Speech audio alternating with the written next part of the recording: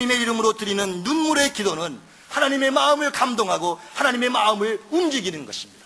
죽을 영혼도 살리는 것입니다. 저는 미국에 살 때 저희 집 뒤뜰에 화단을 하나 만들었어요. 그리고 홈디포라는 상점에 가서 한 통의 씨앗을 샀어요.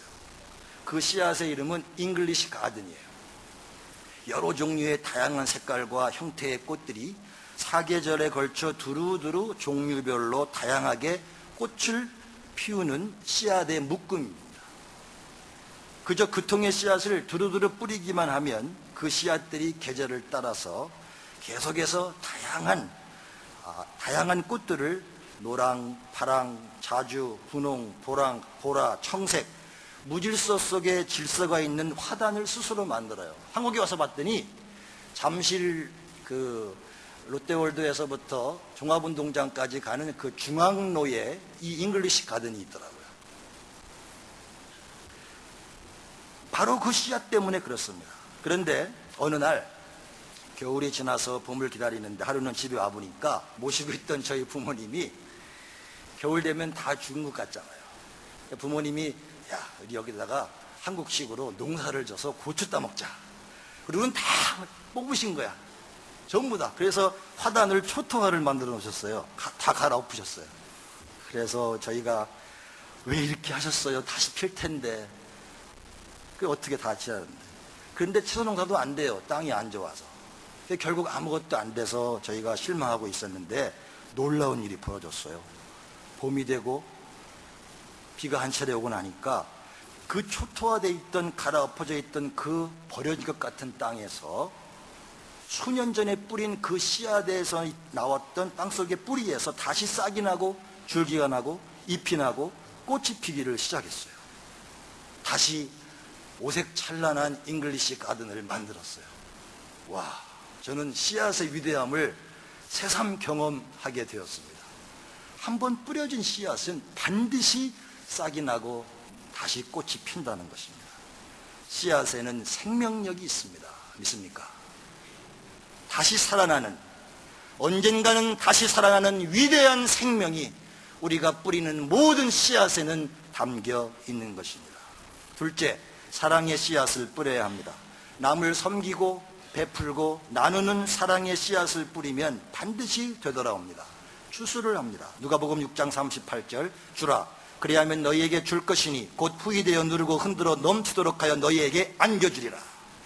갈라디아서 6장 9절, 우리가 선을 행하되 낙심하지 말지니 피곤하지 아니하면 때가 이름에 거두리라.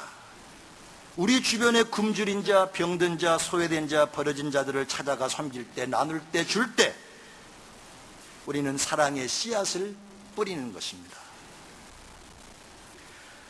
성 프란시스는 이렇게 가르쳤습니다. 복음을 전파하라. 그런데 필요할 때만 말을 사용해라. Preach the gospel if necessary, use word. 아주 반어적인 표현입니다. 복음 전할 때 말이 필요 없다는 겁니다.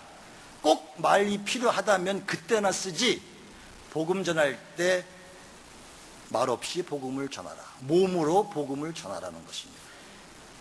우리가 사랑할 때, 섬길 때, 나누어 줄 때, 우리가 말할 때보다 더 세상 사람들은 우리의 착한 행실과 우리의 사랑의 행실을 보고 하나님을 찬양할 것입니다. 마천중앙교회 한 성도와 얘기하면서 그분도 하나님의 기적의 축복을 체험했고 새로운 기업을 일으켰는데 그 밑에 많은 종업원들을 두고 있었습니다. 그들에게 회사의 수입을 사랑으로 나누어주고 분배합니다. 종업원들이 최선을 다해서 일하고 서로 오고 싶어하는 회사가 되었답니다.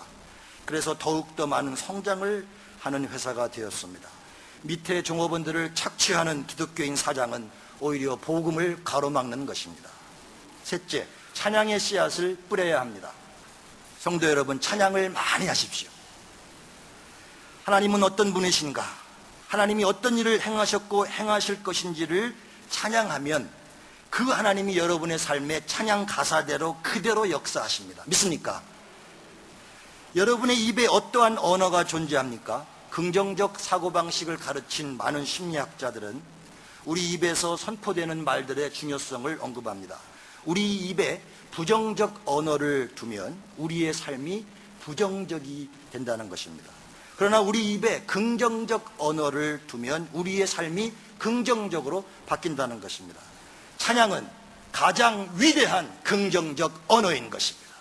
인간이 할 수 없는 하나님이 하실 것을 선포하는 그 언어, 심리적 긍정보다 더 위대한 하나님의 긍정 언어인 찬양을 많이 하십시오.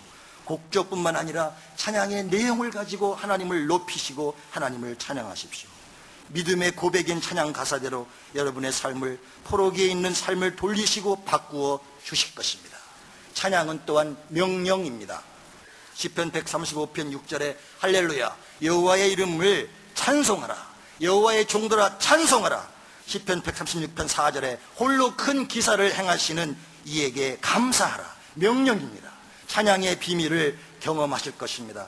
여러분의 삶에 이 눈에 아무 증거 아니 베이고 이 귀에 아무 소리 아니 들려도 믿음으로 찬양하실 때, 감사할 때, 하나님을 찬양하고 하나님을 높여드릴 때 다윗처럼 하나님을 찬양하는 자들을 하나님은 높이시고 하나님을 찬양하는 자들을 하나님은 사랑하십니다. 넷째, 노력의 씨앗을 뿌리십시오. 사업이든 공부든 사역이든 무엇을 하든지 노력이라는 씨앗을 뿌려야 합니다. 사람이 무엇으로 심든지 그대로 거두리라. 남보다 더 일찍 일어나고 출근하고 성실해야 합니다. 이것은 신앙의 법칙일 뿐만 아니라 일반 자연 세상의 법칙이기도 합니다.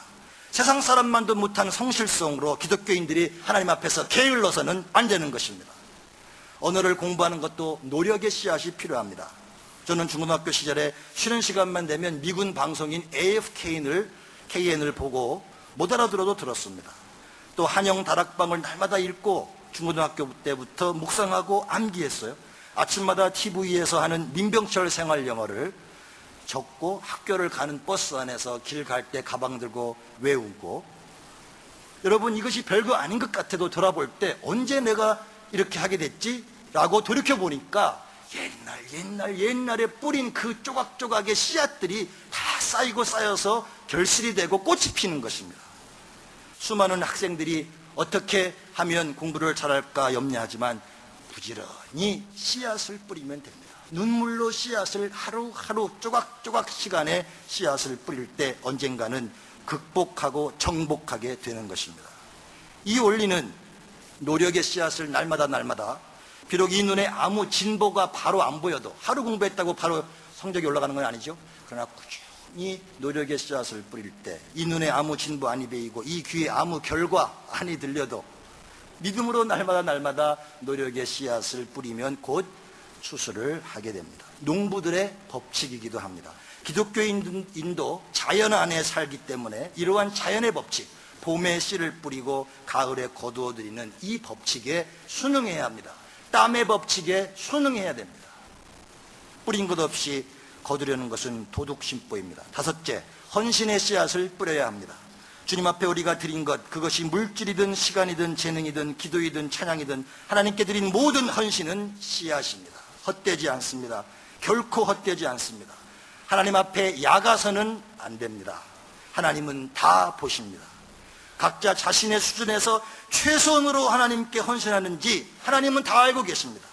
누가복음 21장 3절로 4절에 보면 어떤 가난한 과부가 2렙돈 연보를 드리는 것을 예수님이 보시고 이렇게 말씀하셨습니다. 내가 참으로 너희에게 말하노니 이 가난한 과부가 모든 사람보다 많이 넣었도다. 저들은 그 풍족한 중에서 연보를 넣었거니와 이 과부는 그